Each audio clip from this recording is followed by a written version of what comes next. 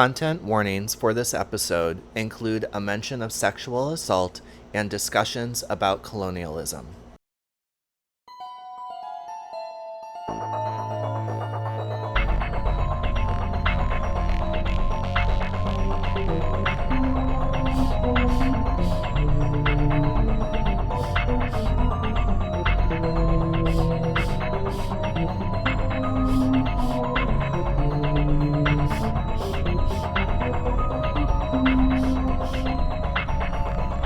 Greetings!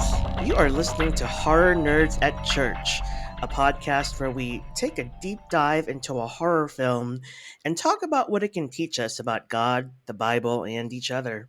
My name is Joe, and I am but one of many scorpions that exist in this one lifetime, and you will never be able to tell me apart from the rest of my kin because we all look remarkably alike in pretty good CG for 1999. Apparently, yeah. And let's see, I'm Pace, and I am the color of the skin of the vast majority of Egyptians in this movie, which makes no goddamn sense because I am white and so are they. Oh Although my I will gosh. say that a lot of the main actors in the film were played by people of color, but still, a lot of the background Yeah. Egyptians just as white as me. I'm like, I don't see any black people in this movie that's set in Egypt. What's Right? happening here? um yeah, so it's great to be back for another episode of Horror Nerds at Church, and I'm really excited to be talking about this movie, which I liked more than I thought I would. But before we get into that, what's new with you, Pace? Any announcements before we get into the nitty-gritty? Well, this is the last episode of season 1, so it's kind of Mm. sad. Mm-hmm. But I didn't get a chance to ask Joe about this ahead of time, but I think we should leave a teaser for what our slasher series is going to be at for season 2 at the end of this episode. Oh, definitely. Mm-hmm. But yeah, so we're going to take a short amount of time off. It's less time than we thought, but I'll explain that as part of our teaser at the end because there's a reason why we're only taking a few weeks off. But we're going to start releasing mid-August with season 2, and it's going to be a lot of fun, and I'm really excited. I'm so excited. And I think one of the things that I want to do during this time off is to take a hard look at my calendar and see if I can rearrange it so that the important things in my life are prioritized, Aw. including including like making a dedicated time for this podcast, sort of like we do in the normal world for work Yeah, yeah. in the capitalist universe, except this is work that actually means something. Granted, it doesn't pay yet. Yep, yep.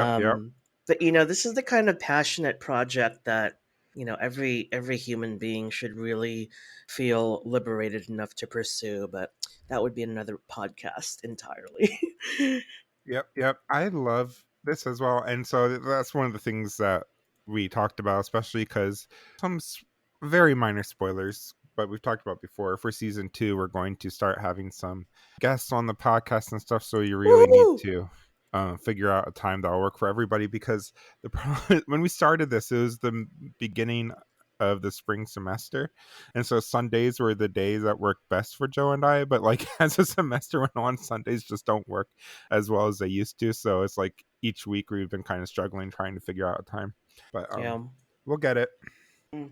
Oh my So gosh. anyway, Okay, I how need. have you been beside I asked you right as you took a bite of food. Sorry.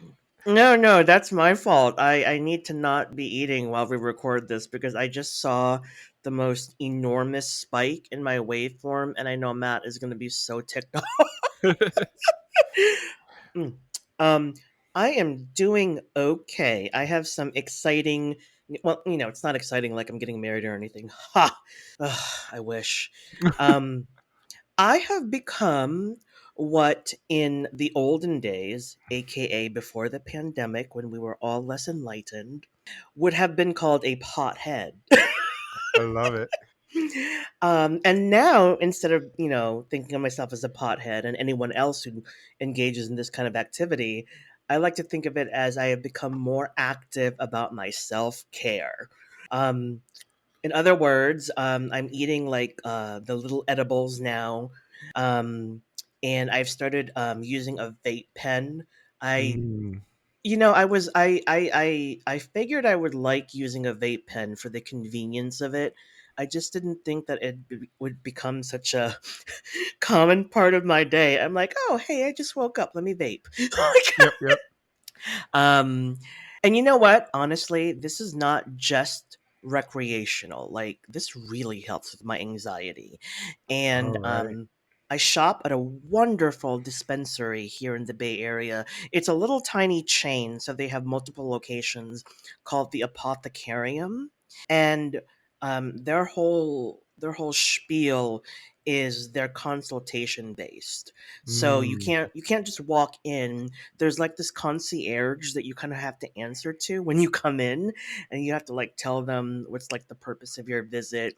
It's super cool. Like, it's a really organized and I think an educated way to get into this type of self-care, because you really want to be able to use the product that's right for you, right? You don't want to get on a bad trip, and you don't want to spend money um, uh, on product and end up wasting your money, because let's face it, this stuff is not cheap, Mm-hmm. but it's a wonderful investment in your well-being. And I'm sure Pace. This is all like second nature, right? Yeah, I am a So. little bit of a pothead myself, as Joe just kind of referenced, because for a while, when I lived in the Bay Area as a poor student who could barely afford our student housing, which was still $2,000 a month because it's fucking Berkeley, um, Mm, like we couldn't afford health insurance, so I had no ability to use actual anxiety medication. I'm the type of person who feels like we should talk openly about mental health, so I have really bad depression and agreed. anxiety, and so those 4 years in Berkeley are really rough without having access to. I'm on presently I'm on 40 milligrams of Prozac. But before I went to the Bay, I used to be on Lexapro. But so the way to solve that was just to self-medicate with marijuana, and it really, really helped my anxiety. To the point that even though I'm Hmm. taking anxiety meds now, I still often will, if I'm particularly anxious, pot is usually the thing that I turn to because it really helps me relax, like you're saying.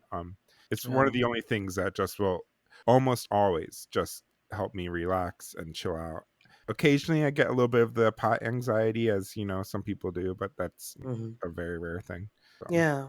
Yeah. I mean, yeah, that is bound to happen. Like with any medication and any kind of regimen of this kind, there will be certain things, yeah. unwanted effects, and just be aware of that, right?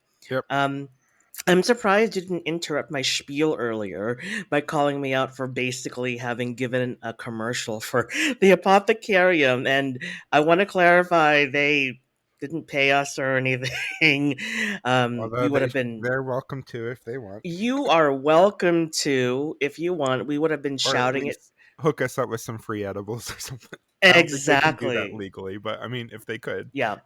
I think there might be some some things they would have to work around about that. But yeah, no, this is just me fanboying over this amazing local dispensary. Yeah. So anything else, Pace, before we get into the movie? I don't think so. I think that's it for announcements. Like I said at the end of the episode, so definitely listen to the whole episode. I think we're going to give a little bit of a teaser for some of what season 2 will have in store. Um, but other than that, I think we're ready to get into this movie. Ooh, okay. I know you love this movie, Pace, The Yep. Mummy. Yes, The Mummy, 1999, directed by Steven Sommers, who Mhm. also did the sequel Mummy Returns, Van Helsing, G.I. Joe. Excuse me, G.I. Joe, Rise of Cobra, a few other things like that. I can But I the can tell movie, you're really choked up by this movie, Pace. it is called GI Issues, which fat people like Word. me have. Word. Anyway, Me too. Me three. Me yep, three, girl. High five. high five. Yeah, so Stephen Sommers, this movie had been kind of in development hell for a long time, starting in the 80s. They've been planning to Wow. make a remake of The Mummy. There was, of course, the original Mummy, which was part of Universal Studios. What is it called? They're like monsters. Like they did Dracula, they did Frankenstein, all in black and white way back when. Hmm. Um, and then there was a remake in the 1950s. I thought I had this pulled up. Hold on, here we go. Okay, so the original Mummy was in 1932, black and white. Then there was a remake in 1959, and both of those spawned their own kind of series. And then so in the 80s, there was a plan to once again do a remake, and it was kind of in development hell. But then Steven Summers signed on and what kind of envisioned it as, instead of being like more traditional horror, he wanted to do something that was kind of more updated to the late 90s, and wanted to kind of do his take on like an adventure Indiana Jones sort of film. And Mm-hmm. so that kind of became the lens they looked through this movie with, and it I think they pull it off pretty well. It definitely feels like an action adventure film. Hmm. The main character, you can tell, is kind of morally ambiguous, kind of similar to like Indiana Jones, Right. swashbuckler adventurer kind of person. um Mm. and but still a lot of fun things and fun twists and turns and stuff that you're not expecting. So um so Sure. that's kind of how this movie got started. And then if you were watching our Twitter, you may have seen some fake news by my chaotic host over here, who was saying that we were watching the 2017 Tom Cruise Mummy, which was not the case. Ooh, ooh, um ooh, ooh, but yes, ooh. as you know, as you probably know, that this movie was remade once again in 2017, uh directed by Alex Kurtzman, starring Tom Cruise, and that movie was such a bomb that it canceled Universal Studios' entire Dark Wow. Universe franchise that they were planning to make. So Wow. yeah, not quite as popular as this Mummy series that began Mm-hmm. 99.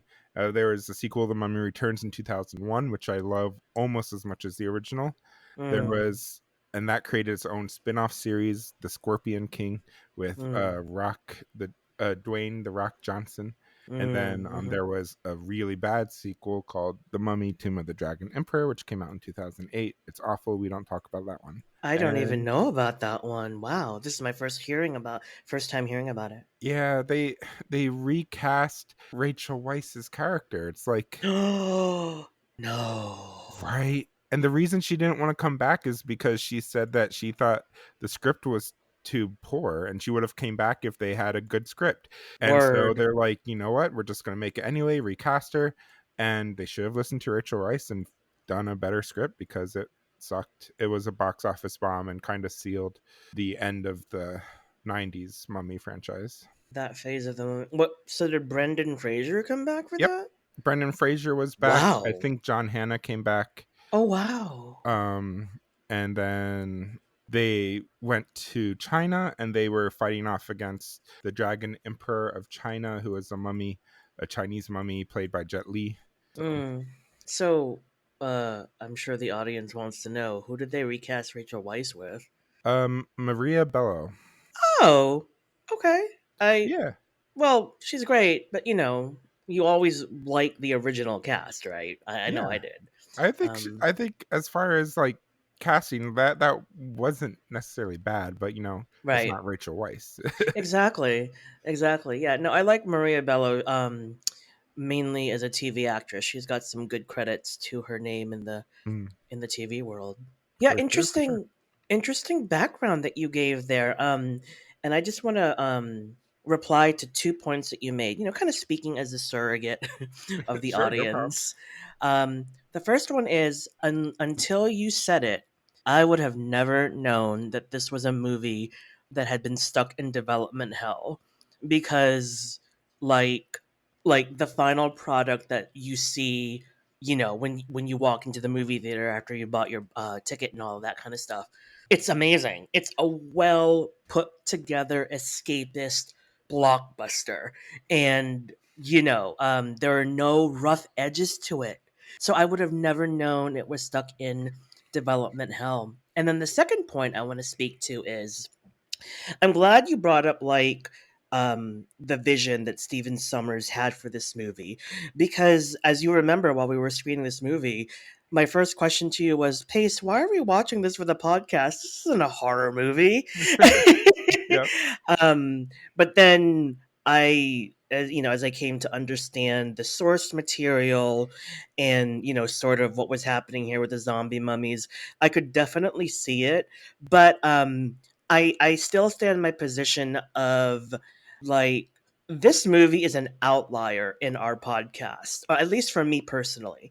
I can see the horror influences and I acknowledge the Hmm. horror origins.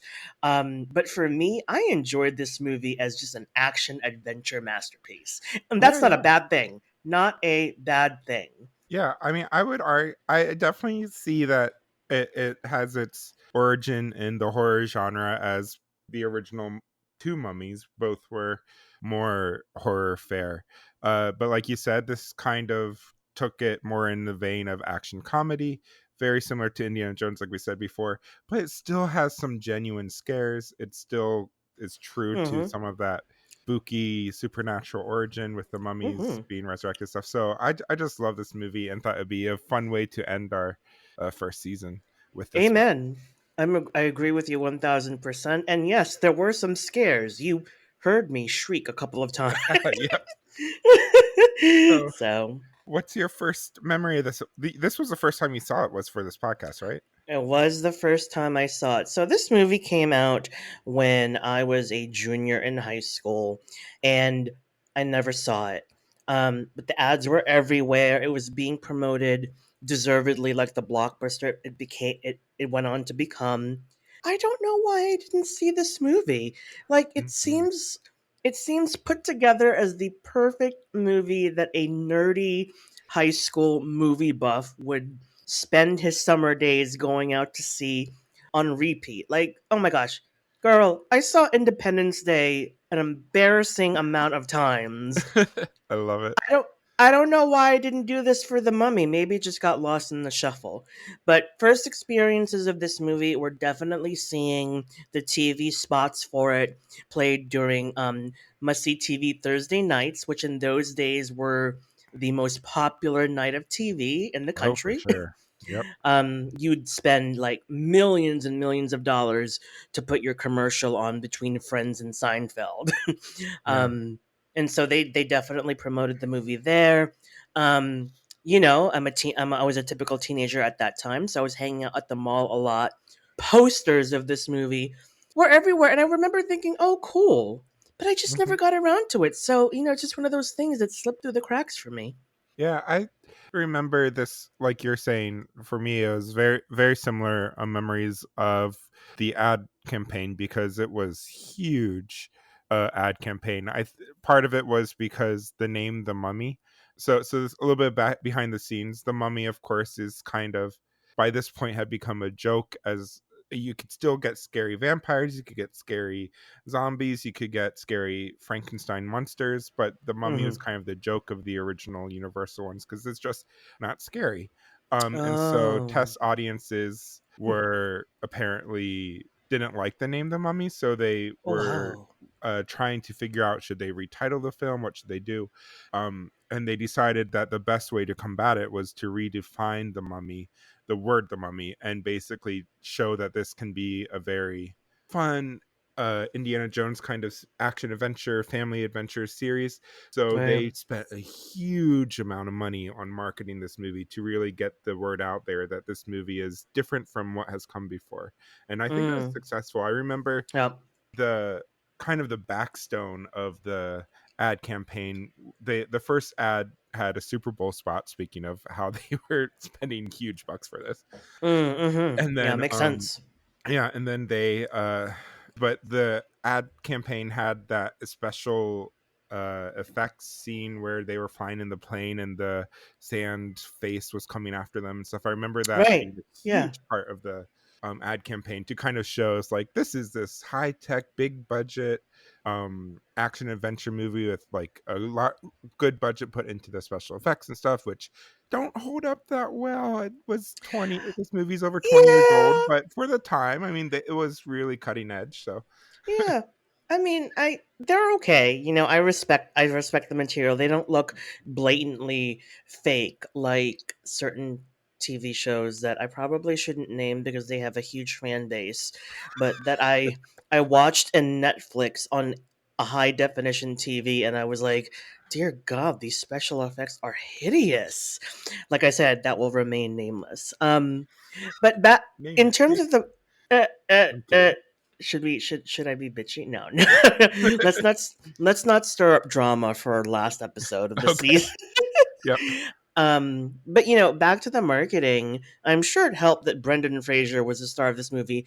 That guy, I swear to you, it wouldn't be an overstatement to say that he's the face of the '90s. Like he was in so many different movies. Right.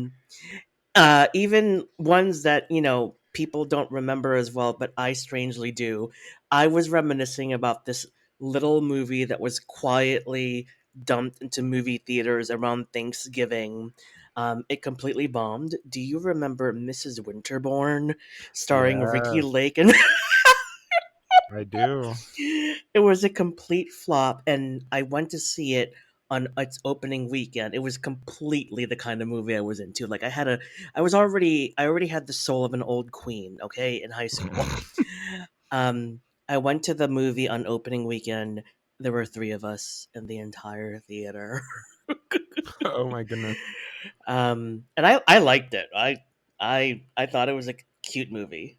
Yeah, I remember him mostly from before The Mummy. I remember him mostly from two '90s movies. Encino Man, do you remember that with Pauly Shore? Yes, Uh, yes. and I also remember him from George of the Jungle, huge kind of I think it was a Disney back comedy film, or like family comedy film. So and he's kind of the starring role in that.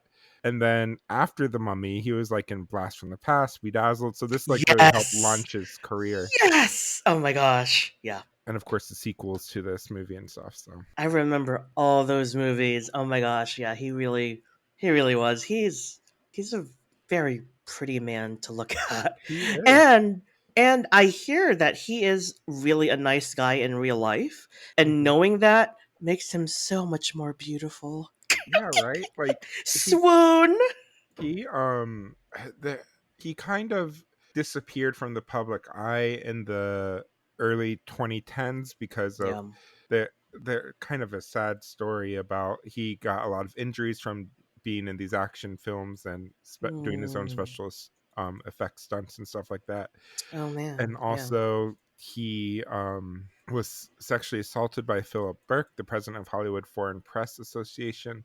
Um Jeez. in early 2003. So that and his divorce and death of his mother, all this stuff basically led him into depression. He kind of withdrew from the public eye, but he's been kind of Oh making a little bit of a wow. comeback in the past few years, as he's in Doom Patrol on HBO Max, which is based off Oh. of the DC comics superhero team. So he's been in that. He's also been in the Professionals and stuff like that. So a few things coming out, which Hmm. I'm glad he's making comeback, because Me if anybody too. deserves, it's a sweetheart like Brendan Fraser. Like you said, like everything Yeah, we've heard, he just seems like such a great guy. he does. So, did the sexual assault thing come out when, all the Me Too things were happening, or like, Yeah, okay, oh it wow. happened. I think it happened in the early 2000s that the Yeah, incident happened, but he made it public and in kind of right. like the wake of the Me Too stuff. So Jeez. Oh my gosh, I'm so sorry to hear all that. So you said he's in Doom Patrol. Have you seen it? Do you like it? yes, Mm. I love Doom Patrol. Great, goofy, off the wall, bonkers kind of Yeah. comedic superhero serial. I might give it a go just because Brendan's in it, and I like seeing him work. I Yep. like seeing him on the screen. I don't know anything about Doom Patrol, and I'm going to be transparent here. It looks like I am going to stir up some drama after all. I'm not a DC person. It's not my jam. Marvel all the way. I was Marvel before this whole MCU thing exploded, okay? My teenage years were See, dedicated. My teenage years were dedicated to Saturday mornings watching the X-Men. That was my I mean, jam. I these are fighting words because I have always been a Marvel fan. I mean, not a Marvel fan. I've always been a DC fan since long DC. before superhero movies were big. I grew up on the Superman films, Yeah. with Christopher Reeves, of course, and then the early '90s show with Lois and Clark. Dun dun Absolutely, dun dun like dun dun dun dun right. dun dun dun dun dun dun. That's totally off key, but that's a theme song. Yes, and we don't talk about Dean Cain anymore because he's fallen from our graces as a He Republican Trump has. supporter. But whatever. He has. But he I'm was sure gorgeous he back in doesn't. the day, I'm sure he doesn't want to know that he was the object of my affections when I was a lad, right? discovering how gay I was. But okay, go ahead. Sorry. But yeah, I've been a lifelong DC Comics fan, and especially Superman's always been my guy. So if you go on my Mm. Instagram, friends, you can see pictures of my bookshelf where you can see my complete collection of Luther's works, the American edition, all 55 volumes of the original Luther's works. But you'll also see in that picture all the little Superman figures and statues I have on my bookshelf. So It's a match that makes sense if you really think about it. You know. yeah. Um yeah, so I guess we should get jump into the movie. Yeah. Let's relive this masterpiece. So, one last quick thought is I jokingly called this movie when we introduced it as the bisexual awakening film for millennials. And as we Yeah, go you did. through and I name some of these casts, you'll see why. Because every person in this movie is fucking gorgeous. So, They they really are. Even little John Hannah, he's so right. adorable. So the movie begins in 1290 BCE with Pharaoh Seti the First discovers that his mistress, Anuk-Su-Namun, played by Patricia Velasquez, and High Priest Imhotep, played by Arnold Vosloo, were having an affair. Imhotep kills Seti the Ooh. First and then escapes, and Anuk-Su-Namun kills herself. He steals her body and goes to the city of the dead, Hamunaptra, to revive her. He is interrupted by the royal guards mid ritual and is mummified alive. I want to interject for a second and just point out that I don't remember any of this from my English lit class when we were reading Mythology by Edith Hamilton. So I Yep, yep. just kidding. just, just kidding. And then we fast forward to 1926. We are introduced to the film's protagonist, librarian Evie, played by Rachel Woohoo! Weisz. Yay! I Librarian. know, right? Is an aspiring Egyptologist. Her brother Jonathan, played by John Hannah, comes to her with a right. He comes to her with a max and he comes to her with a map and a puzzle box he stole that supposedly leads the way to Hamunaptra, the aforementioned city of the dead. The map is damaged, so Evie asks Jonathan where he got the map. He introduces her to adventurer Rick O'Connell, played by Brendan Fraser, who had discovered the city as part of being the French Foreign Legion. She gets him out of prison in exchange for him leading her and her brother to the city. Another expedition is also headed to the city, led by Rick's old friend, Benny. The two expeditions cross paths on a ferry. It's attacked by a large group of unknown assailants. Both parties narrowly escape and make it to Hamunaptra. Hmm. The two parties split up. The Americans, led by Benny, discover a booby-trapped chamber, killing some of their members with pressurized salt acid.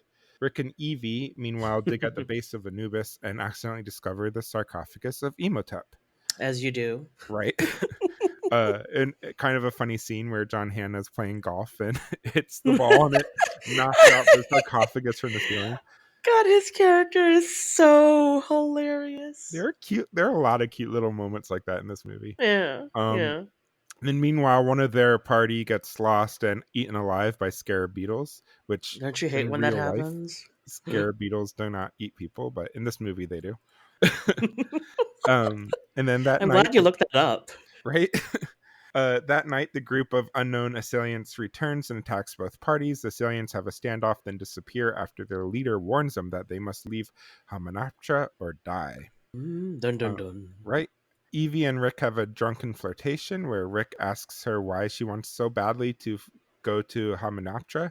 Evie boldly proclaims, "I might not be an explorer or an adventurer or a treasure seeker or a gunfighter, Mr. O'Connell, but I am proud of what I am. I am a librarian." Best Yes, line in the girl. whole movie, right? Yes, girl. Represent. Right? Represent. And then she goes to kiss Rick and passes out from being drunk. That's that's basically the life of a librarian. I can tell you from firsthand experience. Right? Um, the next day, the Americans find a sealed box which has an inscription saying that whoever opens the box will die at the hand of someone who is raised from the dead. The Americans do not heed the warning and open the box. Inside, they find jars containing the organs of the mummy and the Book of the Dead. The book is sealed and requires a key. Mm. Evie and team realize that the box that Jonathan had stolen in the beginning of the film is the key, and they use it to open the sarcophagus, revealing a mummy who had been mummified alive and eaten by scarab beetles. And we, of course, know this is Imhotep. Yeah. Evie reveals that he must have died from the Hamdai ritual, which was reserved only for people so evil they needed to be tortured such a great way before death, because the consequence of the ritual is that if that person were ever to be resurrected, they would bring back the 10 plagues of Egypt. Oh my god. So does this work for the Republicans? So Jesus. sorry. Yeah, forget it. Forget I said that. I love it. We should find. No, we should not find. Well, I mean, I work at a theological library. I have access to the sacred texts. No, just kidding. Yep. Do you have the Egyptian Book of the Dead? What is the Dewey Decimal Code or Library of Congress catalog code for the Egyptian Book of the Dead? Well, these are questions that we really need to answer. Yep. So let's see, where do they? Oh, that night, both parties were sleeping. Evie steals the Book of the Dead and opens it with her key, reading the inscription. Doing so inadvertently causes the first plague, the plague of locusts, and raises Imhotep from the dead. The two teams escape back underground to their dig site. Imhotep blinds one of the Americans, stealing his eyes and tongue. Evie gets separated from the group and comes face to face with Imhotep, who now has an eyes and tongue, and he calls her Anaxun the Moon, his old lover. Rick rescues her, shoots Imhotep, and then both parties reunite and come face to face with the unknown assailants once more. They reveal themselves to be the Magi, an ancient caste of warrior priests who are meant to guard Imhotep's tomb to make sure he is never resurrected. I don't remember this in the Bible. Right? The leader of the Magi is named Ardeth and played by the gorgeous Oded Fair. Oh, who Gorgeous can people in this currently movie. be seen on Star Trek Discovery, y'all. Yep. As the Admiral of Starfleet. Daddy Right? Admiral. Admiral Daddy. And Ardeth says that Imhotep will kill everyone and tells the crew, the diggers, basically to leave Hamunaptra, and so that way the Magi can go on the hunt for the creature. Benny, meanwhile, comes face to face with Imhotep and becomes his servant. The Americans and Evie's teams all return to Cairo. While there, the plagues continue with all liquid turning to blood. Imhotep follows them and kills the rest of the Americans, acquiring their organs. Meanwhile, Cairo is brought into the plagues as darkness, the plague of darkness, and also the plague of boils, turning people into zombies, which is also not in the Bible. Evie discovers in an ancient inscription that the gold book of Amun-Ra can put an end to Imhotep, and it's buried under the statue of Horus in Hamunaptra. So before they can return, a now fully resurrected Imhotep kidnaps Evie and takes her back to Hamunaptra to use her body as a host for his beloved Anaxunamun. Rick and John team up with Ardeth and follow them back to Hamunaptra to find the Golden Book and rescue Evie and put a stop to Imhotep. They hire one of Rick's friends, a former Air Force pilot, to fly them to Hamunaptra. What follows is the action sequence used heavily in the promotional package for the film, that bad CGI face-off between the airplane and Imhotep's face made out of dust, which causes it to crash and kills the pilot. Rick and crew make it to Hamunaptra, but Imhotep resurrects an army of mummies to stop them. Rick and crew fight the mummies off and locate the Book of Amun-Ra and resurrect an army of priest mummies that battle with Imhotep's mummies, while Imhotep attempts to sacrifice Evie to bring back Anaxun-Namun. Meanwhile, Benny tries to steal riches from Hamunaptra and loads up his camels with those riches. Rick rescues Evie in time, and she reads from the book. A ghostly chariot grabs Imhotep and takes his immortal soul. Rick then stabs him with a sword and he falls into a well of souls, proclaiming, "Death is only the beginning." Uh, Isn't it always? Yep.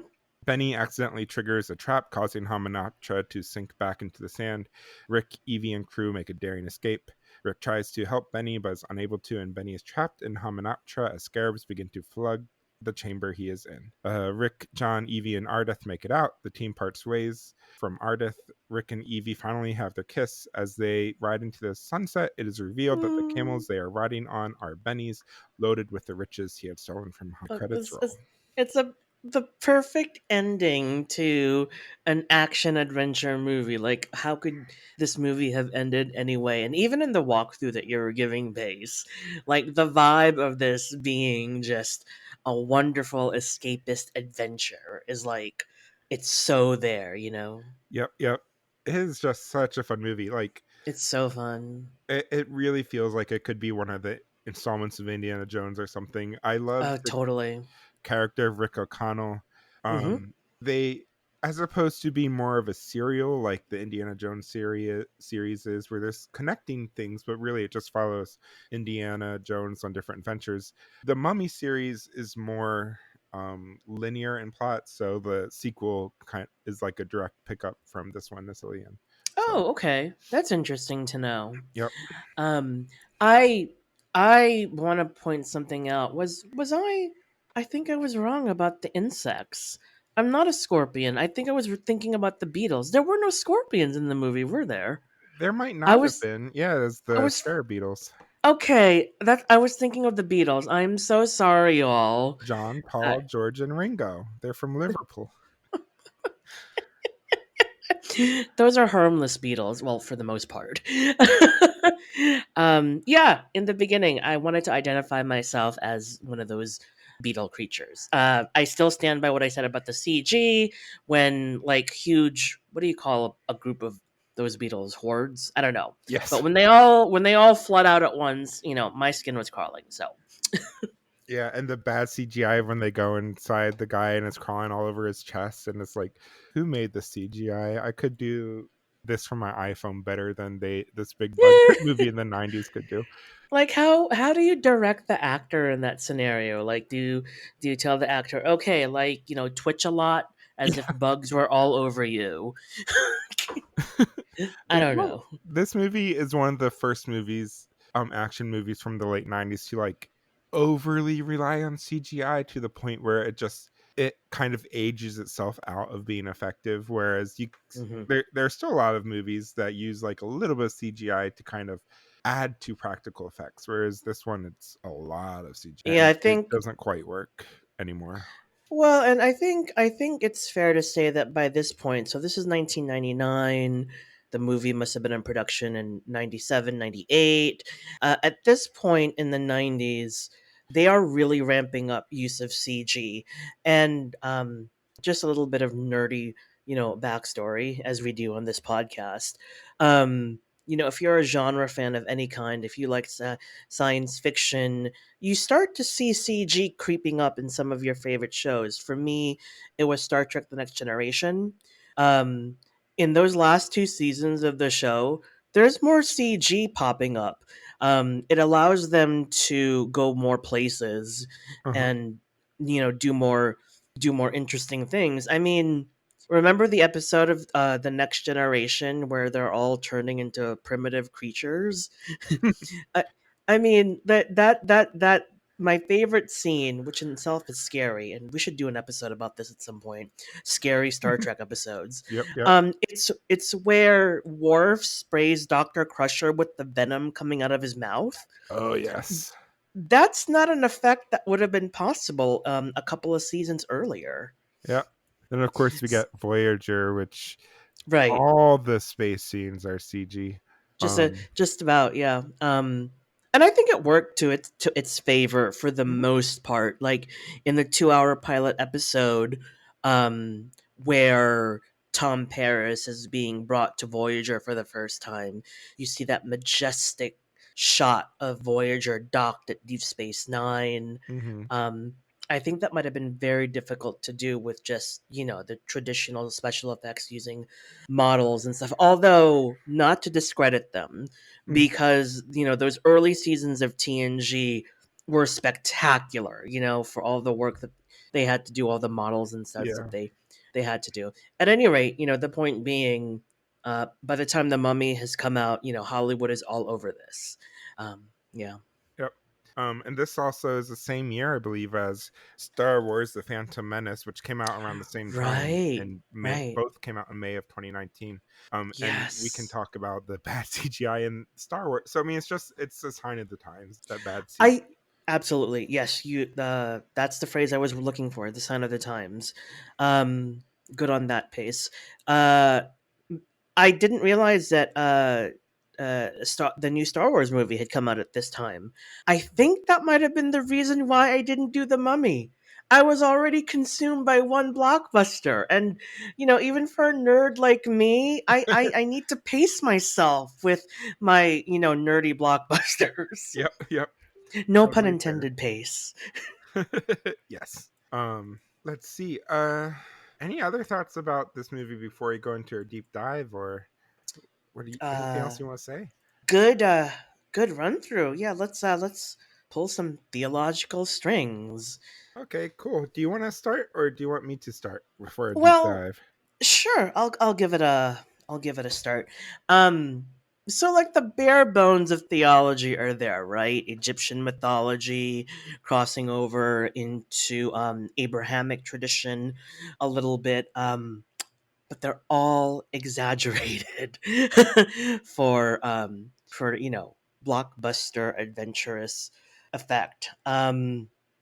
You have gods who are so powerful that they continue to exert power even when they're dead. um, and you have this suggestion of a cosmology where there isn't one true god, as the evangelicals believe, or um, even more progressive forms of Christianity. There isn't just a single creator. My takeaway from the cosmology of The Mummy, 1999, is that there are multiple higher beings at work, and they don't seem. It's not that they want to play with us mere mortals, right? They're not using us as Hmm. pawns just because we're weaker. But I don't know if this is stretching, but it seems like there's kind of a community being built here between these powerful beings and us. Like these gods want us on the living plane to be involved in this cosmological drama with them, right? Otherwise, there's no Yeah. cosmological drama. And so as much of a stretch and as corny as this might sound, I'm seeing a community factor here in the cosmology of the Mummy. And the gods, the gods in this movie are very powerful, and obviously they're going to kill you if you cross them. But that's not their first instinct, right? Hmm. The we as the mere mortals, we get to show them what we're made out of, and it's a fair fight. I now that I've said all this, I'm thinking this is really weirdly perhaps too deep for the Mummy, but that's what I pulled. Yep, yep. I think that's a great point, and particularly like that. And it kind of ties into what we were talking about last week, when we referenced how was it last week for Event Horizon, or maybe for The Ring, one of the movies we did recently, where we were talking about the Exodus story a little bit, and how Event Horizon. yeah, Mhm. and how God punished the Egyptian gods and stuff like that. So, um, Right. Yeah. yeah. Well, and it sounded like you were going to make a point, and I apologize. But when you pointed out about God uh, punishing the Egyptians, it reminded me of the setup of Event Horizon. And folks, please listen to that episode. It was really good, even though I spent 90% of the time bitching about that movie. But one of our theological pulls from Event Horizon was it was pretty much a straightforward good versus evil thing. There's definitely a binary and there's definitely a hierarchy. And that's not as pronounced here. in I think in the Mummy. Here it's more, the gods want to do their thing, but as I said a moment ago, they seem to leave space for us mere mortals to show us our snuff, like Hmm. what we're made out of. And like I said, it's kind of a fair fight. I mean, the gods could take us out at any time, but they allow the adventure, they prolong the adventure through the entire Egyptian desert. So Hmm. that's got to speak to something. Yeah, yeah. I think so for sure. And I want to, for my portion of the deep dive, I want to kind of dive more into the Exodus story some, Yeah. because there's a lot here, not just the set connection of the plot, of the setting being in Egypt, but also the plagues being directly referenced here. In the film, we only see water turning to blood. We see the plague of locusts, and we see the darkness for 3 days, and we see Yeah. the boils, which inexplicably also turn people into zombies. But in the biblical account, there are 10 plagues. So in brief, for those not familiar, I'm sure pretty much everyone is familiar with the Exodus story. It's one of the most well-known stories of the Bible. Hey, But speaking of which, Prince of Egypt also came out this year. in 1999, Yeah, Christmas. It was I a Christmas love that release. movie. Such a good movie. Um, watch Prince of Egypt. We should do. I don't know how horror nerds at church can get away with doing Prince of Egypt, but that'd be fun to talk about. I love that movie. That is also a masterpiece, but of a different genre. Yeah. So yeah, essentially, the Israelites at the end of the book of Genesis, the Israelites were left, had basically migrated to escape a famine out of the region known as Canaan, which is now kind of we think of as Holy Land along the Mediterranean, in between the Mediterranean Sea and then the River Jordan, kind of that river basin there. And they go to Egypt to escape famine, and while they're there, they uh, live and continue to grow as a nation and a people, even though they are in a foreign land. Then, after Joseph dies, a few pharaohs pass, and they forget the Israelite. They forget basically who Joseph was, and they see the Israelites as a both as a threat and also as a free labor source. So they enslave the entire people of Israel. And now we're in the book of Exodus. They enslave the entire people of Israel, and they decide to murder the firstborn of all the Israelites. Hmm. Moses's mom hides him in a basket of reeds and places him in the Nile to escape. She was a Israelite as well, and she didn't want her son to be killed. So she places him in a basket of reeds in the Nile, Right. where he is discovered by the handmaiden to the queen of Egypt, and basically raised in the royal household. He and kind of grows up as a prince of Egypt. So now you know what that title of that animated film is referenced to. Hmm. Um, Moses sees the mistreatment of the slaves though, and gets upset. So he basically leaves, goes into the wilderness, uh, marries, and comes across the burning bush. What God speaks to the burning bush and saying that that God has heard the cries of God's people and wants to send Moses into Egypt to rescue them, um, and lead them out of Egypt back to Canaan, to a land of promise. And so what follows is Moses goes back to Egypt. He talks to Pharaoh. Pharaoh doesn't want to let the people go, and kind of becomes a standoff. The plagues of Egypt, there are 10 plagues. Each plague is supposed to intensify from the last one, and basically meant to both prove that the God of Israel is the true God and has such immense power over nature, and is much more powerful than the Egyptian gods and all that. And secondly, to kind of punish Egypt for their mistreatment of the Israelites, and also to kind of get Pharaoh to change Pharaoh's mind, which brings an Right. interesting point about agency here, because the Bible, while the point of the plagues is to essentially tell Pharaoh to let the people go. The Bible also tells us that Pharaoh's heart is being hardened by God.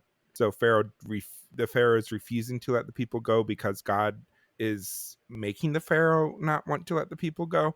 So it kind of creates Mm-hmm. this weird conflict of interests. So one of those weird things in the Bible that there's no answer to. Just like Right. why is God basically making the Pharaoh make things worse and escalating the situation? But that's neither here Right. nor there. So the plagues are as follows. The plagues occur from Exodus 7 to 11. The first plague is turning water to blood, which we see in the Mummy movie. Then the next were a plague of frogs, a plague of gnats, although some translations use lice, probably is lice. Then come the fourth plague, which is flies, then a pestilence of livestock, where basically all the livestock die. Then people get boils. Then there's a thunderstorm of hail and fire, which, if you've ever seen the Ten Commandments film, uh, this is all practical effects. And you have to, I'm talking about the 1950s Charleston Heston one with like the practical effects hold Ah, up pretty yes. well. And like the flaming hail, that's a really, from like my childhood seeing that movie when it would come like every Easter time, essentially be aired on network TV, that the Yeah. flaming hail imagery always stuck with me.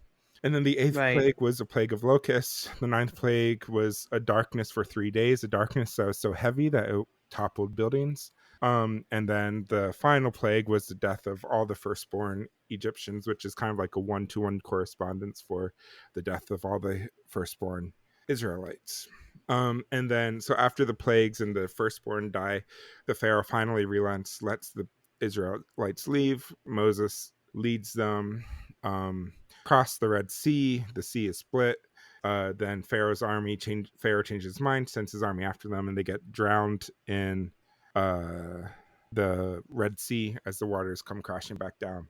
And then, long story short, throughout the rest of the book of Exodus is that God God gives them the Ten Commandments and basically tells them, continues to remind them of the promise and of them going to the land of Canaan, where all the Canaanites live and all the ites there, which God promises them this land of milk and honey and stuff like that.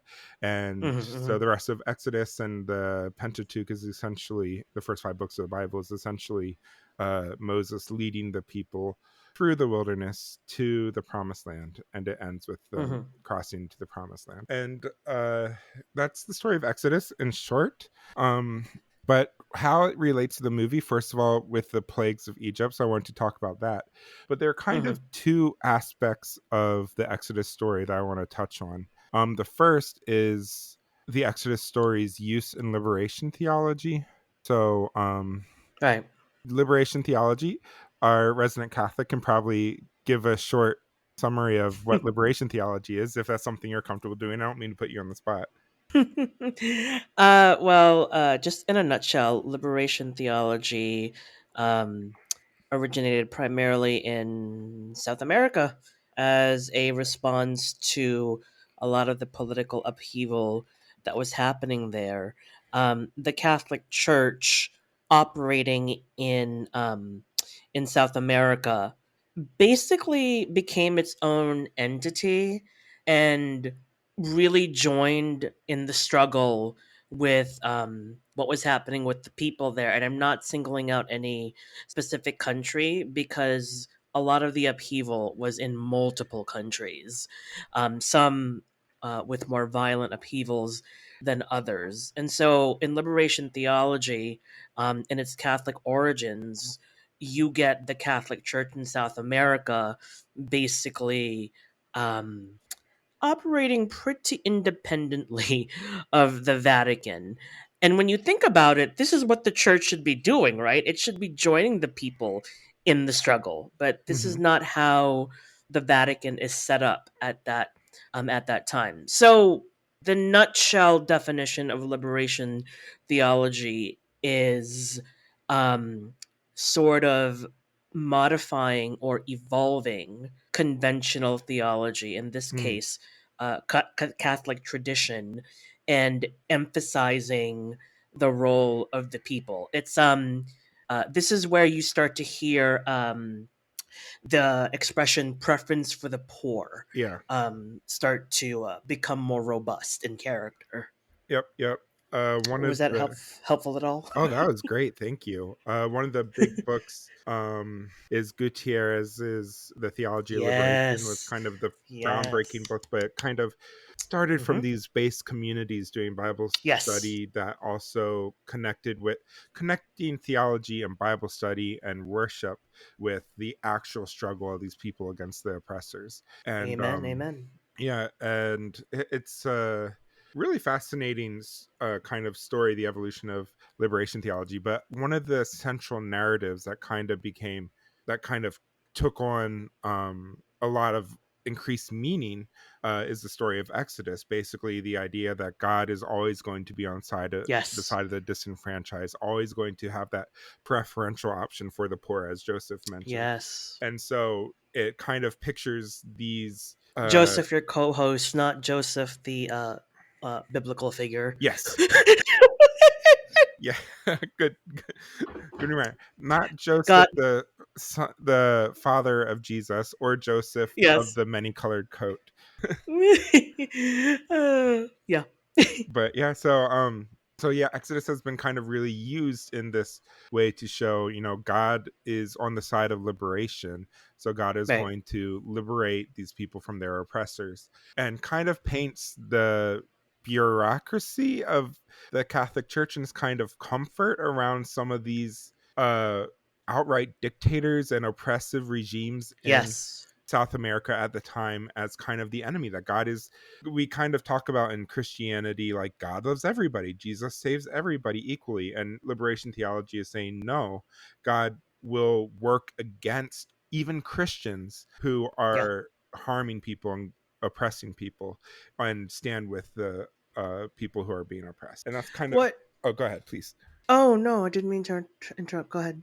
I was just gonna say that that's kind of that's how this story in particular is used in that way, and kind of this promise of abundance, because God leads the Israelites to this land of milk and honey, and so God is Right. giving these oppressed people a tangible sign of God's abundance and promise, and that is kind of what the struggle for Gutierrez and many of these other liberation theologians is like. God is Right. working to provide tangible relief and to end a tangible end to oppression for these people. It's not just this, oh, in heaven you'll be rewarded someday. It's like, no, in real Right. life, right here, right now, people are Right. dying, they're hungry, they need to be fed, they're being Yes. oppressed. This needs to be stopped and fixed, and God is working to make. And so it's interesting to me because for me, I'm seeing everything you just said in The Mummy, minus the noticeable, or and notable, noticeable absence of a centralized God. All the Mm-hmm. events that you just described um, exist in The Mummy for me in some form, especially. Um, the goal of riches, whether those riches are the actual goal that O'Connell is after, or just like stability and peace as in scripture. That's there, but in The Mummy there is no tangible, there's no discernible soul divine figure who's sort of orchestrating things. There's no conductor. Yeah, yeah. But there are godlike figures that have involved the people in their affairs. And Mm-hmm. so their affairs are our affairs and vice versa. It's an interesting cosmology for sure. Yeah, for sure. And kind of tied with that, there does seem to be, like, there's a lot of references to um a singular monotheistic god. It's typically by the name Allah, which is appropriate given the Right. fact that Egypt at the time and remains to be a very Muslim country, and so the Magi are basically saying that they are warriors on behalf of Allah to prevent Imhotep from Yes. coming alive and stuff. I So I there's a little bit remember of that that. Oded how do you say this gorgeous man's name? Oded Fire, I believe. his character invoked Allah's name several times. Yeah. So there's that piece too. But then there's one other thing I want to touch on with liberation theology in the Exodus story, because I Hmm. feel like I'd be remiss if I did not. So if you think about the story of liberation of the Israelites, they are freed from Egypt, freed from oppression, and then taken into the land of Canaan. And Deuteronomy 7:1-2. This is a reoccurring phrase, but um just this is where I'm quoting it from this time. It says, the Lord your God will bring you to the land you're entering to possess, and drive out before you many nations: the Hittites, Girgashites, Amorites, Canaanites, Perizzites, Hivites, and Jebusites, 7 nations larger and stronger than you. And the Lord God has delivered them over to you, and you have defeated them. Then you may destroy them totally, make no treaty with Mm. them, show them no mercy. So there's kind of this undercurrent in the Exodus story of the God being working on behalf of the oppressed, of course. But then there's also this aspect of this colonizing God who is sending the people into a land that's already populated and saying, kill everybody here, wipe them out. This will be your land. I'm promising this. And so, Oh, I there's see. another I see. stream of liberation theology. This kind of began with Robert Warrior's article, Canaanites, Cowboys, and Indians, Deliverance, Conquest, and Liberation Theology Today, that was published in 1989.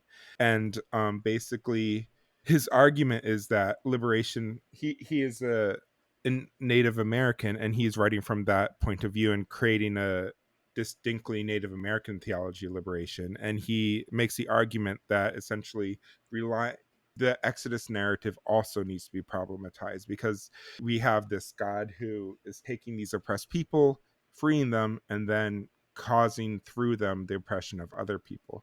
And so I'm just going to read a quick quote from Yes. this, and then I think we'll leave it at that. But and we'll link to this article in the show notes so you can read it.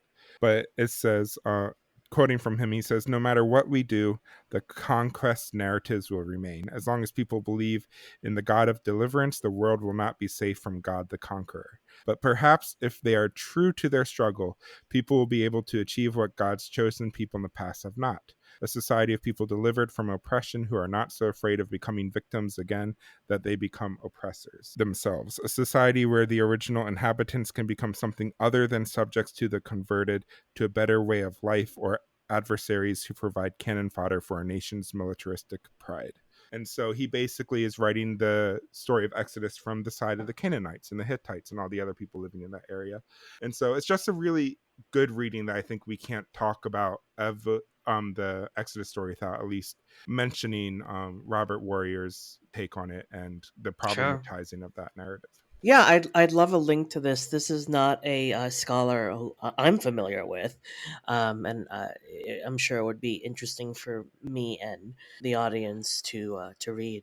Yeah, for sure. So like I said, I'll try to make sure we include that in the show notes so you can read that to yourself. It is this academic article, but I think it's Yeah. pretty accessible for the average person. So what I was thinking when you were explaining all this, and this was a great explanation, great theological breakdown, by the way, is my thinking was more still situated in the movie, um, and I was thinking that in the beginning of the movie, 1290 BCE, in Imhotep's time, things happen, and then his plan is to just in a very basic nutshell, his plan is just to resurrect later on and continue his work. No one in 1290 BCE who is planning to resurrect themselves later on is thinking, what if I resurrect myself and all of these white people are everywhere? Right? I love it. So it kind of I guess spices up or maybe complicates Imhotep's plans. Problematize is Oh, for sure. probably even a good word for that. Yeah, because these ancient folks are waking up in a world where they're not the center of the world anymore. Hmm.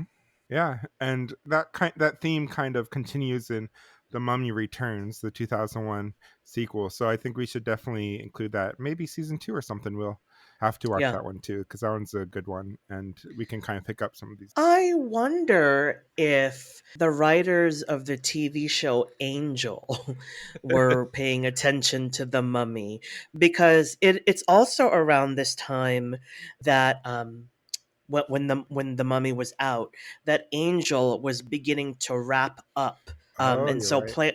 plans were already in motion for the final season. But in the second to last season, so that would be Angel season 4, they introduced an interesting character. So they killed off. Well, okay, spoiler alert. Sorry about that.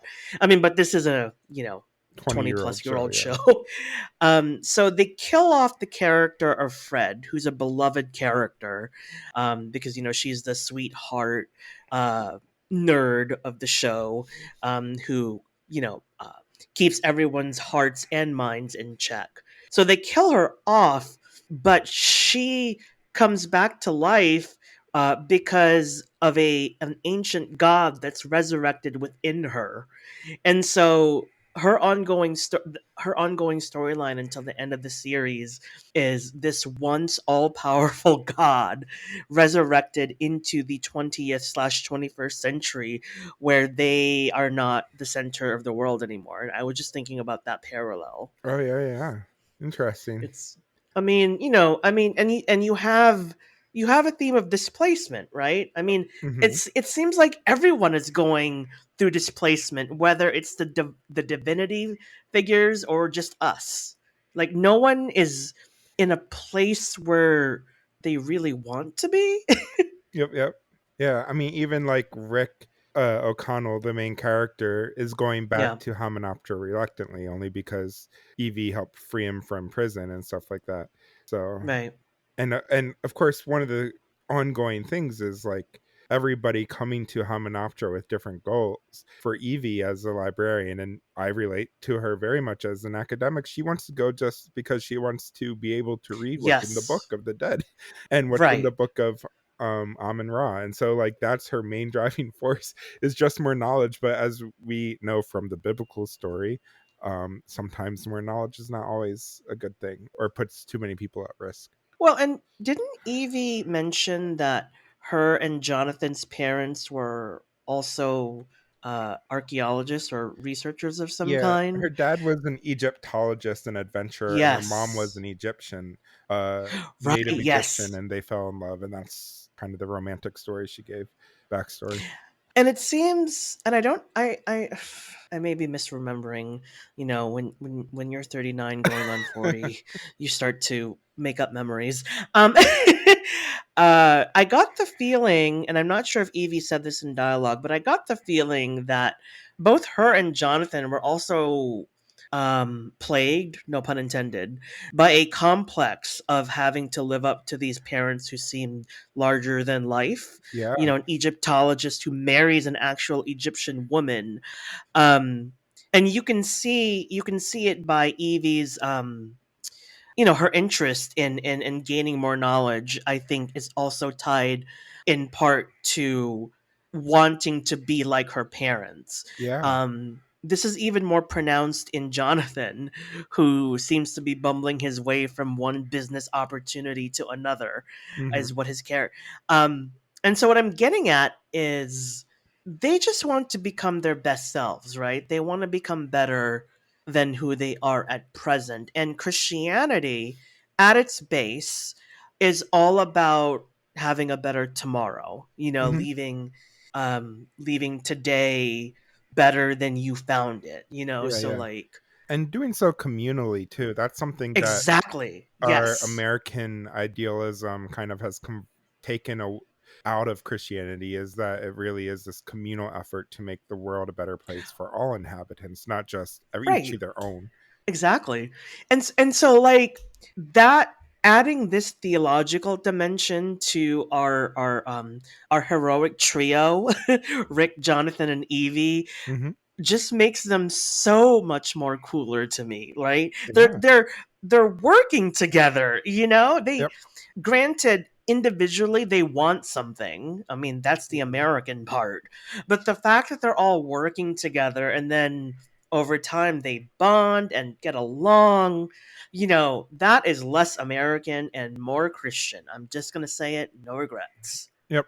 And one of the things too is I think that some of that is very intentional in the film. With you have the American archaeologist crew going into it for the riches, and Oh then you yeah. have Evie wanting knowledge. Jonathan is played comedically as wanting the riches, but like Right. Rick is more just an adventure looking for a good time sort of thing. So it's like the motivations are clearly like one team's in it for riches and the other team is in it Yes. for like personal betterment and stuff. And one other thing I want to Yeah. quick say too is, I mean, it's set in 1926, and they Yeah.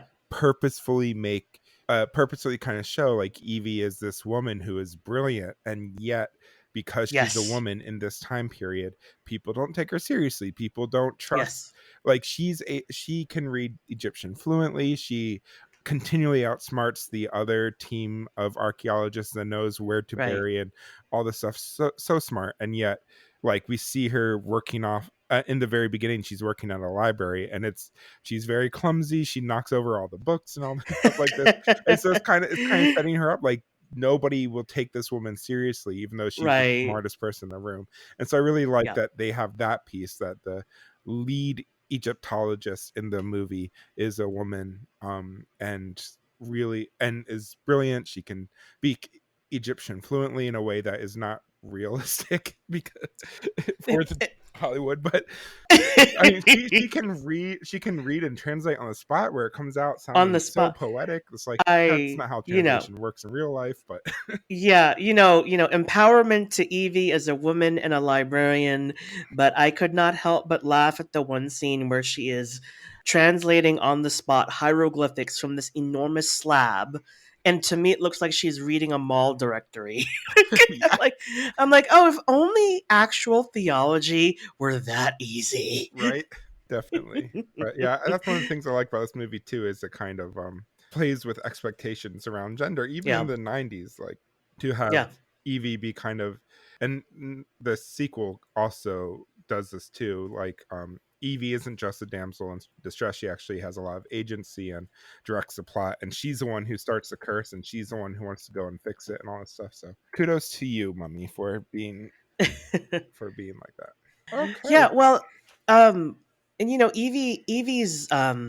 Evie's counterpart on the American team is an Egyptologist who I noticed doesn't have a name. No one ever says his name, and in the credits, he's only credited as Egyptologist. Oh, really?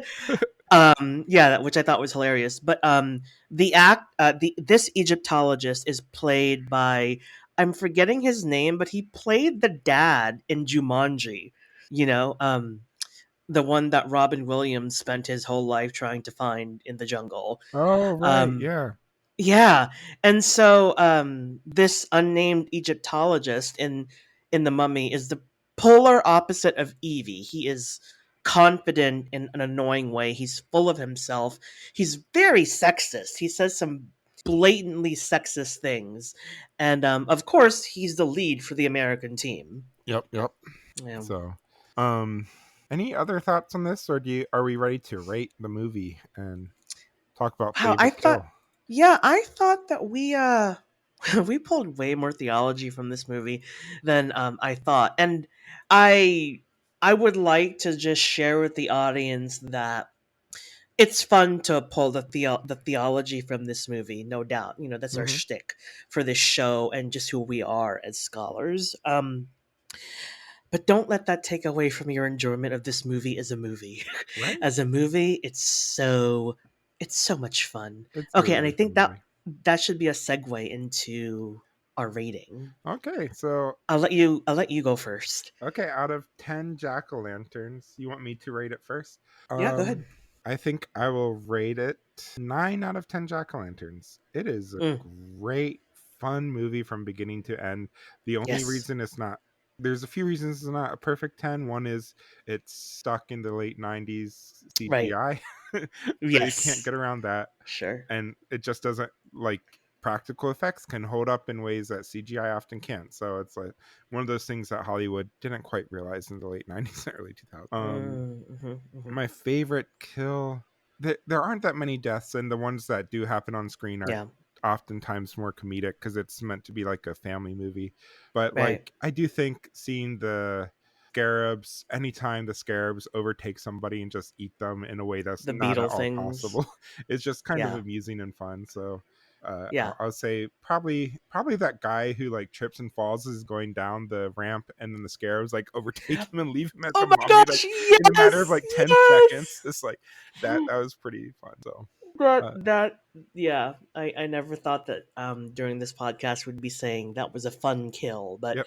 that was a fun kill. What about you? How would you rate the movie? And do you have a favorite killer or not? So I'm with you. I'm gonna start with my favorite kill and say I'm just gonna echo what you said. Mainly because, like I said, I approached this movie not so much as a horror movie. I know there are horror elements, but I approached this movie as an adventure movie, and so with that mindset, I was not looking for a favorite kill. So I don't really have one. I would just say that I agree with your favorite kills. Those beetles, which I thought were scorpions. I'm so sorry. Even though the CG hasn't held up pretty well, it still gives me that icky effect, Yeah, And yeah. I don't like insects, and so anybody who's in the same position I mean, I know they serve a purpose, but I'm still like, "Ugh." Yep. um, I had so much fun watching this movie, Pace. Mm-hmm. I'm feeling generous. 10 out of 10 jack o' lanterns. Wow, very nice. This is my first perfect jack o' lantern award. I'm willing to overlook the flaws, the CG that didn't Mm-hmm. hold up. There is just so much charm to go around. The action never lets up. I This is a fun movie. 10 out of 10. Yep. I love it. Awesome. So I want to take a moment, since this is our last one of the franchise, just to do a real quick kind of retrospective and just talk about really quick all the movies we covered and just see what were some of your favorites from this season, what were some of your least favorites. So the first movie, if you remember, was Flowers in the Attic, which you recommended. uh, wow, it seems like a million years ago. Right? And what a way to start this podcast with that movie. It Yeah. was fun. We talked about innocence and stuff like that was kind of the main theme, and coming of age Right. and all that. Well, I think I would also say that it was a rather nondescript way to kick off this podcast, because Hmm. I would say that was a quiet movie in that the horror was literally internal. It's Yeah. literally an atmospheric movie. It's a classically atmospheric movie, kind of like a Shirley Jackson kind of deal. Yep. Um, but it's Very also gothic. exactly, yes, very gothic, yes. Yeah. And it's also literally internal because everybody's trapped in this house. Yep. Yep. And then of course we went through the entire Halloween franchise. Woo! So that was fun. Michael Myers. What was your favorite of the Halloweens? I know we've already talked about it. Like, do you, not the movie itself, but I mean of the episodes? Is there one that you had more fun recording or thinking about, anything like that? Oh man. You are, I says head talking to a middle-aged person. So everything blurs together just Yep. because of Yep. quality of my memory. But it also blurs together because I have fun doing this podcast. Yeah. Um so I had fun recording all of our episodes.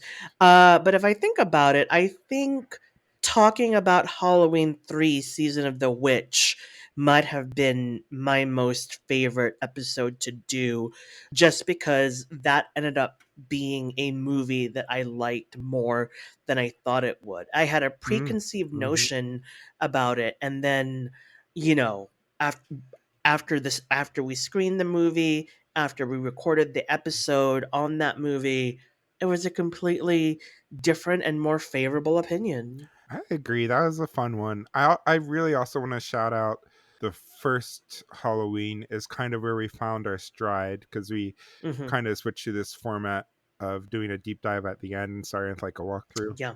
And Yeah, yeah. I also think Halloween 3 was fun. I think the Rob Zombie Halloweens were fun, particularly the second one, because it was a lot of fun just kind of tearing that movie apart with you. Yes, yeah, it was that one was a steep drop off from that first Rob Zombie, and like Halloween 3, I had a preconceived notion of that, and I came Yeah. away differently. So that was a lot of fun. Like you said though, it's like it was kind of a blur, but in a great way. It's a great way to spend the spring and early summer talking about these movies. It's fun. And It's fun. then, It's been like watching The Mummy, yep. 1999. And then we did Midsummer, which I picked, and I picked that one because I love that movie. I'm obsessed with it. Yeah. I was so apprehensive going into that movie. I had not yet become a quote unquote pothead. Um, oh, and I want to make an addendum to that whole mini discussion we were having in the beginning. Um, I was not yet smoking and consuming cannabis routinely when we watched Midsummer, and I really wish I was. I wish I had had a vape pen while we were watching that movie, because going into that movie, I was anxious because I already Uh-huh. knew about it. Um, and I had watched the director's previous one of his previous movies, Hereditary. Mm, Um, and so like my attitude going into Midsummer was kind of like you're going up the stairs of a creepy house and you want to see what's up there, but you're also holding onto the rails for dear life kind right. of attitude.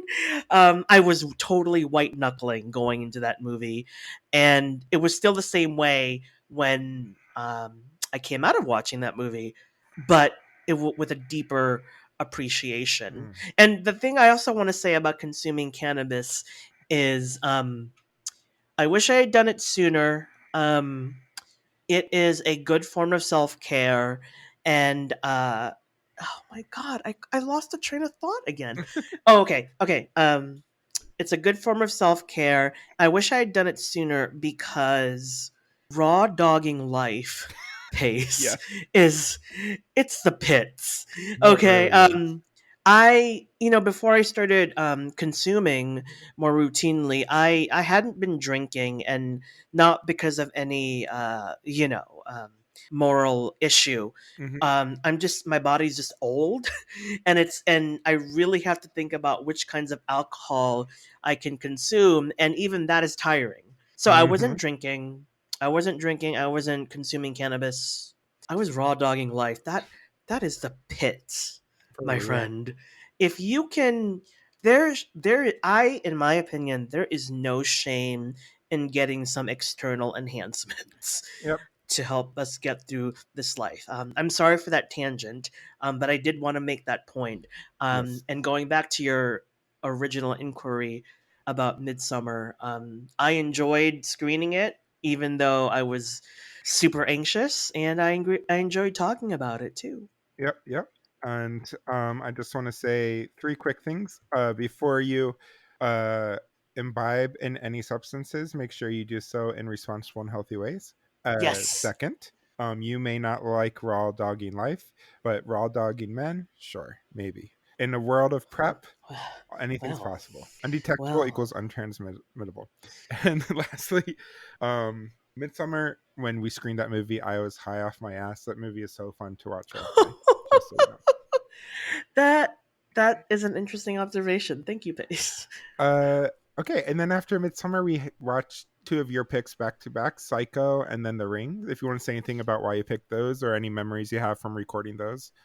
Yeah, because I was interested in kind of like branching out to other horror because we had been so contained in the Halloween universe, which is not a bad Yeah, thing, yeah. but I was thinking that, for our Horror Nerds at Church podcast, I wanted to, cover something a little more broad than that. And you'd started it with Midsummer. I picked Psycho because I really thought that for our inaugural season, we should have at least, done one Hitchcock movie. For sure. Um, And then with The Ring, that was just a pet favorite. It's Yeah, just yeah. one of my favorite horror movies of all time. And I am grateful to you, Pace. I'm bowing down to you in gratitude that you were indulging my indulgence. Yeah, well, I already know. Well, I don't know for sure because we haven't talked about it, but I have a pretty good suspicion about one of your picks for the next season will be also in that vein. What Lies Ah. Beneath, maybe. Ah, I think yes. that'll probably end up being one of the movies you watch for season 2. Uh, I believe that was also a 1990. No, that was 2000. That was a Yep. 2000 movie. Um, what I wanted to bring up was something that I want to bring up the fact, Pace, that we were both under the weather when we recorded the Psycho Oh my episode. gosh, yeah. And so audience, if you were listening to that and you were thinking, what is the deal with these two? For me, I was down with the stomach flu, and I enjoyed the show so much that I literally thought to myself, fuck the stomach flu. I'm gonna crawl my way to the microphone and Yep. record this episode. Unfortunately, you can hear in my voice the lack of energy. And you can also hear in both of our voices, but especially Joe, all the postnasal drip that's happening in the spring during our Halloween Dear episodes. It just Lord. would not Yeah, end. Ugh, maybe we shouldn't have started this podcast in the spring. right? No, I'm just kidding. Yeah. And then after that, we ended it with two of my picks. So we had Event Horizon, which I chose because I had not Yes. seen it. And but I had heard so much about it and being a cult favorite, and I'm kind of wondering why Why? it's a cult favorite after watching it. Why? Although I we still I liked don't it. see it. Yeah. And then this one, The Mummy. So I wanted to pick something that was more accessible for a wide audience because we Yeah. did a lot of more horror stuff. I want something that's more family fun, and I thought it would be a good way to end the season. And so here we are. I I have to say, we with the Mummy, we are ending this on a high note. Actually, literally, no pun intended, because I watched the Mummy sober. I enjoyed this movie all on my own. I raw dogged the fun. Okay. Out of Brendan Fraser, I mean, Oh, don't you wish, girl? Woo! right? He is Or so there, like hunky. literally any of the people, even Rachel Weisz, like Little, just come at yeah, me, all yeah. of you, you're gorgeous people. Yes, they are all gorgeous. I'd be like, Rachel, I don't know my way around a woman. Would you teach me the way? Even Emotep, played by Arnold Vosloo, I believe is his name, very nice, shirtless for almost the I, entire film. Once I he gets mean, his muscles and skin back on from being a mummy. I mean, you can't discriminate against the undead Pace. That's Yep, just mean. correct. No, I'm just kidding. So for our next season, we are beginning the Hmm. first however many episodes Hmm. with another slasher, just like how we did with Michael Myers and the Halloween series for season 1. This one Hmm. was chosen by Joe, and he chose one that will. Our second season is going to premiere on Friday, August 13th, and that will be the clue. So you can Dun dun probably guess dun. what season 2 is going to be from that. But I'll just leave it at that. So we'll have a little teaser Mm. for season 2 coming out in a few weeks, so you can to whet your appetite, and we'll officially announce that then. But Friday the 13th in August. In August. In August. Wow, what are we what could it be about? Oh, well, isn't that typically when the GOP convention happens? Okay, let me stop. Yes, we'll be watching Bush, the biopic. Oh my gosh, in terms of compared to the politics that are happening today, I sort of miss the Bush era. Oh dear. But that is another podcast for another day. Yep. For our what that podcast, man? Our American government nerds at church or something? I don't know. Maybe. You know what? We'll cross that bridge when we get to it, and we're going to have to cross that bridge in 2024, the next major presidential election year. Oh, yep. And yes, I am boldly saying that we will still be recording by then. Fingers crossed, my friend. I created a drinking game graphic with all of the drinking no. game stuff that Joe and I joke about every episode. So that's going to be coming. I'll post that to our social media. So now that all 20 episodes of season 1 are out, you can re-listen with our drinking game and tell us how drunk you got.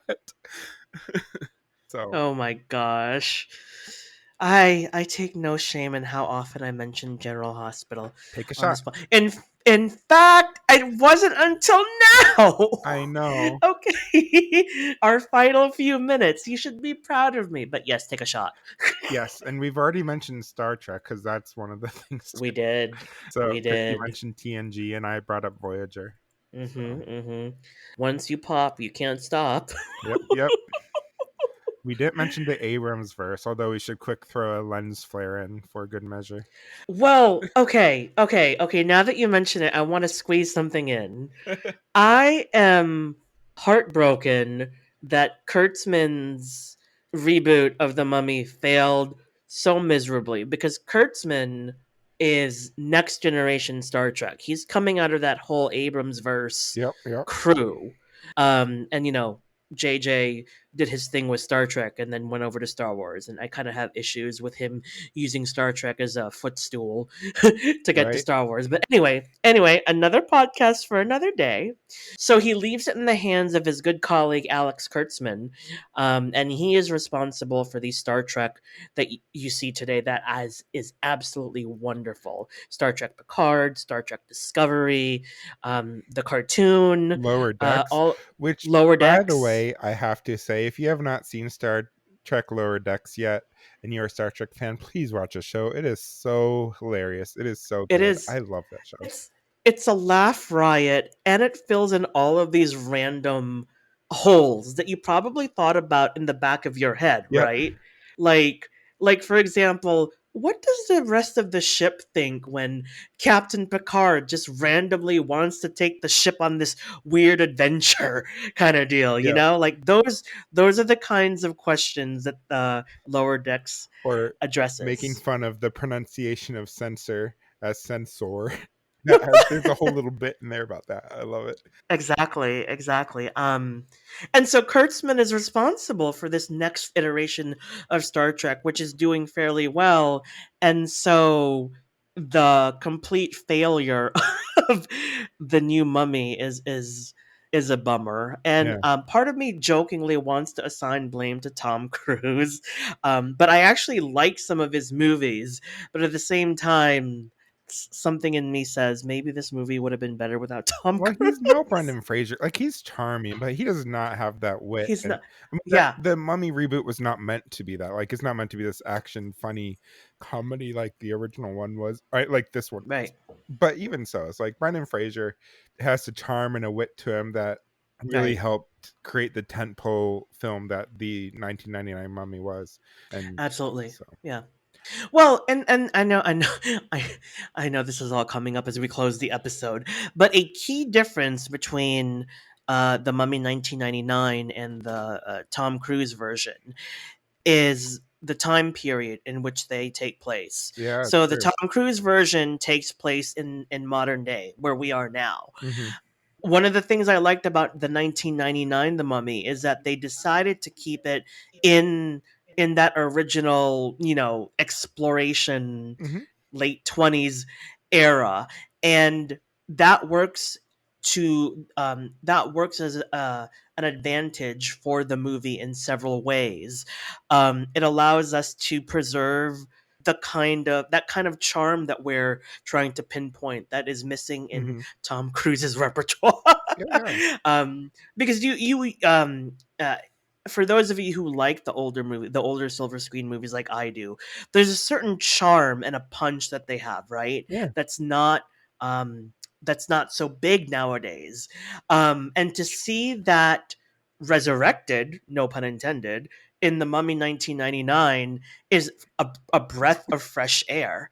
And also by keeping the time period in the late 1920s, the social tensions are more pronounced. The observations you made, Pace, about Evie being a woman who's an expert in her field but is dismissed, that really comes out as a Yeah. result of where this movie takes place. And also, I mean, we, when this we movie took talked place. about colonialism a little bit in regard to what Robert Warrior said and stuff about the Exodus Yeah. narrative, but I mean, this is, you have an American team and you have a British team in Egypt, basically colonizing it, taking out its sacred Yeah. relics and taking them to the British Museum and all that stuff.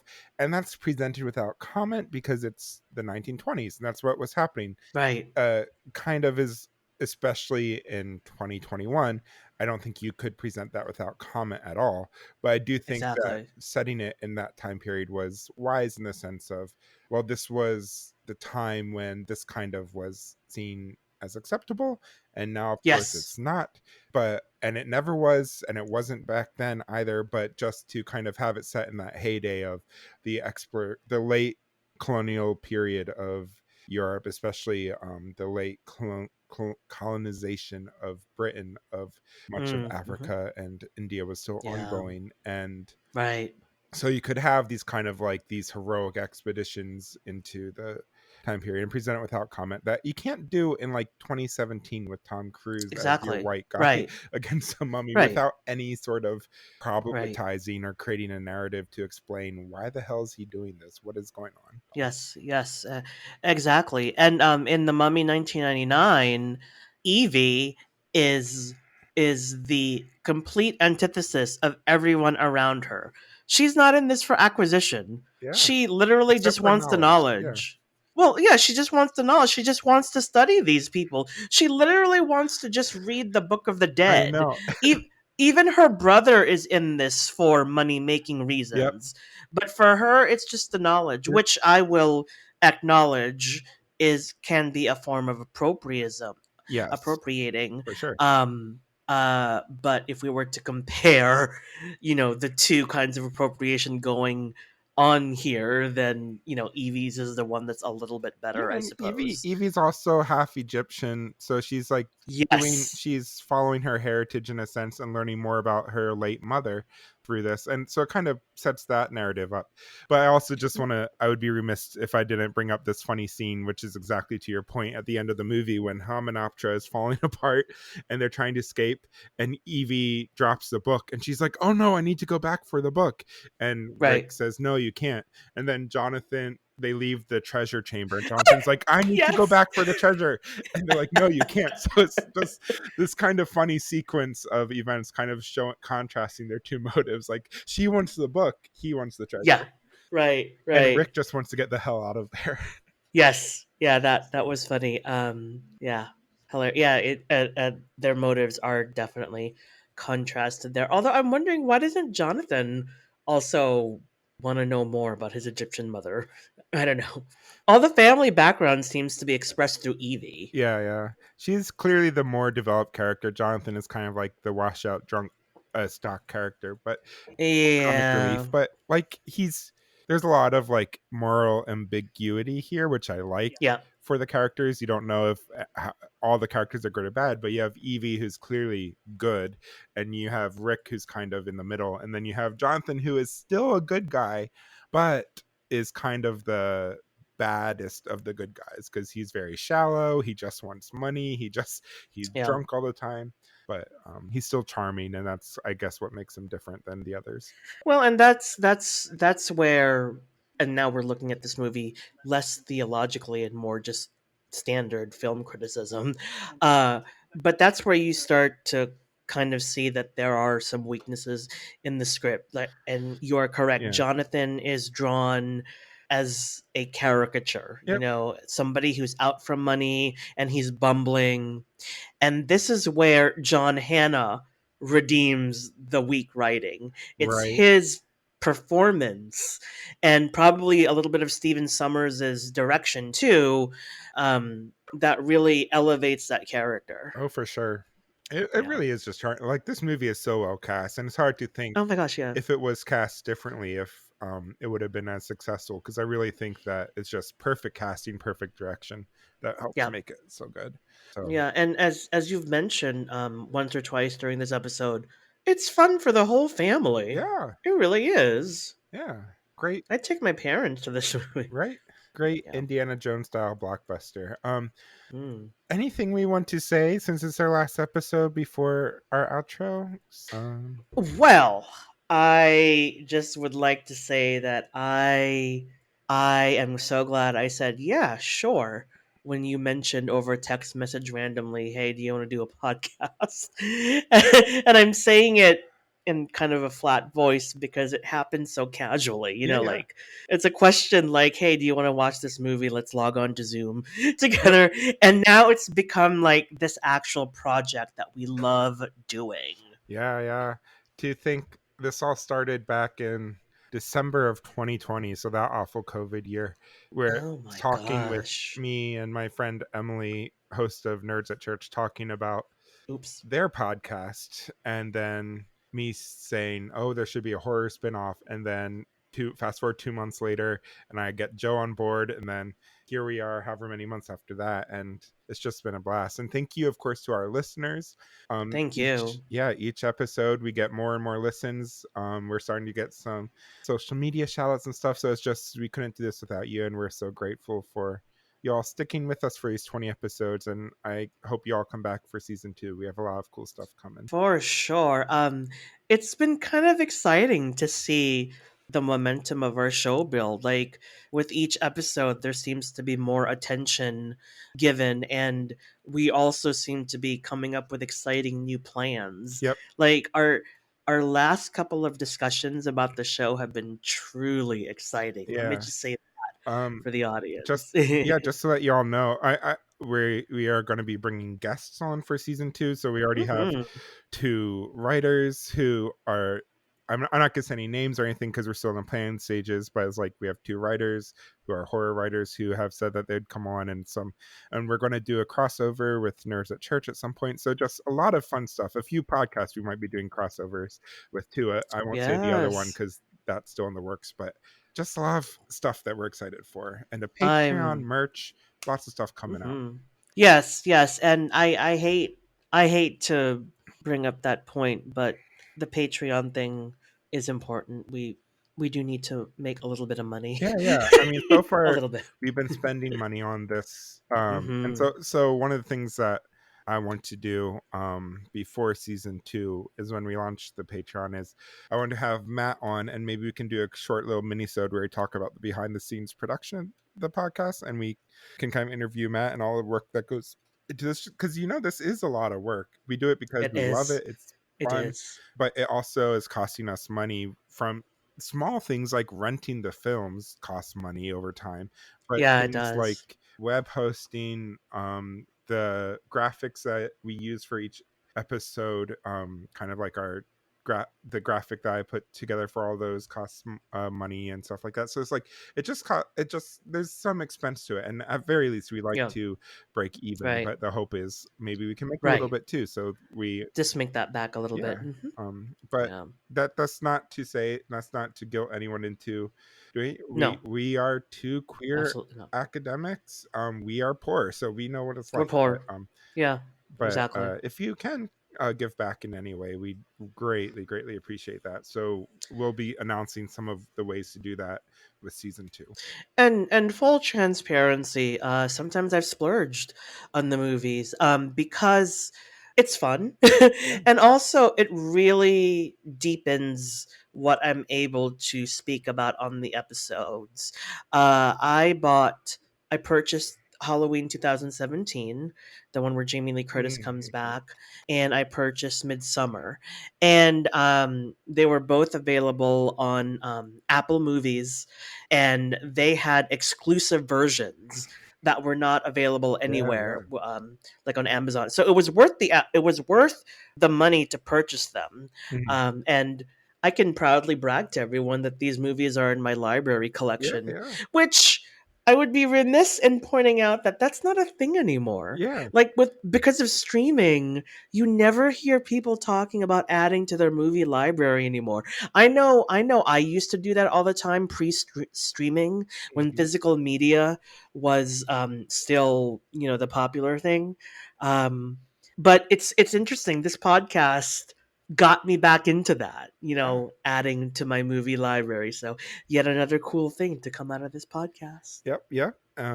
Really excited for that. And um one of the things we talked about, well, I guess that we shouldn't give too much away because Yeah, yeah. so I'll just leave it at that. But part of the Patreon, there's going to be, it's not just people giving money to support us, but we will be giving back. There'll be exclusive episodes Oh, and of stuff, and we're course. going to, Yeah. they'll be released only to our Patreon patrons. Joe and I talked about doing like movie commentary episodes, stuff like that. So it'll be a lot of fun stuff that you'll be able to get if you choose to be a Patreon subscriber. Yes. So it'll be worth your time. Anything else, Yep. or are we done? I think that's wild, isn't it? Yeah, Are we done for the season? I think Not so. just this episode? Yeah. Oh my gosh. I love everybody. Yep. You and Matt and our audience. If I Yeah. could just hug you one by one, you'd be like, no, get the hell away from me, Joe. Yeah. Huge thanks to Matt May, our behind the scenes editor, and Yes. who helps set up a lot of the technology and stuff for this and helps edit each episode, gets them released on RSS feed. Thanks to Emily Ewing and Kay, who are the co-hosts Yes. of Nerds at Church, for letting us be a spin-off podcast and helping to get us Yes. launched by giving us a lot of advice and being great friends, and also doing a Yeah. crossover episode as we were launching to help bring awareness to our podcast. So It's so cool. It's like their podcast is the original series and we are the next generation. Although I'd really call us more of the Voyager. But okay, let's not prolong the podcast. so we already talked about which slasher is each golden girl, which captain is each slasher. Is Michael Picard? Is Oh my Franny Jane? gosh. Okay, come back for season 2 and we'll have that discussion. So you can listen Yeah, to that that in season 2. that takes some thought. Yep. That's gonna have to happen during our hiatus. Yep. Well, I guess with that, I'll sign off for the last time of season 1. So that's it for season 1 of our show. Our theme music was by Matt May, who edited this episode. Horror Nerds at Church releases every Thursday. Season 2 launches Friday the 13th in August of 2021. Dun dun dun. Which is a Friday, but following that, it'll be Thursdays. Please comment, rate, and subscribe to us on Apple Podcasts, Google Podcasts, Stitcher, or wherever you get your podcasts. Follow us on social media, Facebook and Instagram at Horror Nerds at Church, and Twitter at HNAC Pod for all the latest updates about upcoming films, news, and other announcements. Definitely subscribe to those feeds if you haven't already, because we'll be making announcements Yes, about season please. 2 and stuff there. I also like to post random shit, Yep. so like fake news about which mummy we're watching. Well, until next time, until season 2, if you go to a lost city in the middle of the Egyptian desert and you find a book written entirely in hieroglyphics, do not start reading the transcription and unleashing a curse of mummies on the entire country. Honestly, why would you read something out loud that you don't know what it means? Just I read it mean, quietly. yes, Read it just inside. see, this is why we're in theology, because we're here to remind you all of the sacred. Yep. Well, until season 2, bye friends. It's been great. Bye. Thank you so much. See you soon. Yep.